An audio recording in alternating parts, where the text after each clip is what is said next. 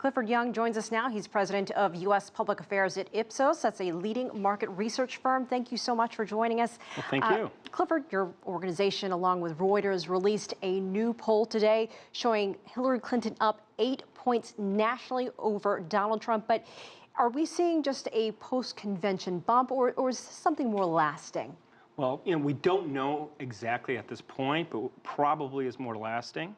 Let's step back a second and talk about the conventions in general. Why do conventions exist? They're to rally the troops, to energize the base. And typically you have bumps, right? On average, you have about a 5-point bump. Trump had a 3-point bump. Clinton had a 7-point bump. The question is, who won that cycle? Who won the convention cycle? And it looks like Hillary. Net, the polls range between 5 and 8 points in terms of a lead for Hillary. And the question is, why? What did Donald Trump have to do during the convention? He had to energize the base. Remember, he is an outsider candidate. He's an anti-establishment candidate. And there were doubts within the base. Did he do that? He didn't do a very good job. During the convention itself, there was a lot of confusion, a lot of noise. And after the convention, obviously, the con issue has really undermined him. Well, I was going to ask you about that because today we have a sitting U.S. president coming out publicly and saying that this candidate was not fit for office, referring to Donald Trump. Has that ever happened before in a U.S. election? Well, a sitting president coming out and saying that directly, no. But we've had incidents like the Khan family incident in the past. Willie Horton. Who is Willie Horton?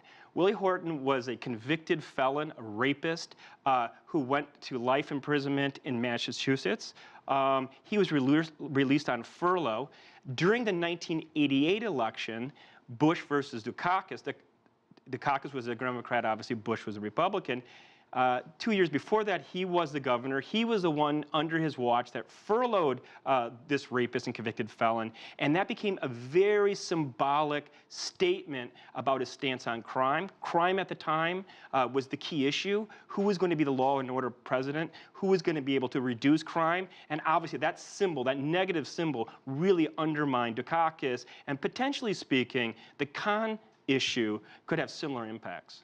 So are we seeing that in the polls released recently, what Donald Trump is saying about the cons? Are his comments affecting the election? Can we see it change the trajectory of the election? Well, again, going back to the polls a bit, it's difficult to say because we have this traditional convention bump, but it looks like there's an effect. And I'll step back a bit, not using the polling information, but thinking about the symbolic nature. Trump went after a mother, and went after not only a mother, but a mother of a fallen hero. You combine those two concepts, those two institutions, across party lines, there's universal support for those sorts of institutions, and going after it really undermined him specifically with his base and more generally with the American population. So we have less than 100 days to go until Americans head to the polls to choose the next president. That still seems like a long time to people, especially when you look at other elections around the world. What can happen between now and then? That's still quite a bit of time. Yeah, definitely. There's a lot of time, and he can recover. And he's shown himself during the primaries to be the Teflon candidate. On the flip side, there's a very, very dogged, aggressive campaign on the Clinton side, and they probably will not let this Khan issue go. Obviously, he's scrambling and trying to do damage control. We only will know as it rolls out, but I'm sure the Clinton side, the Democrats, will use it to their advantage. All right, Clifford Young, as always, we appreciate your time. Thanks so much for your input.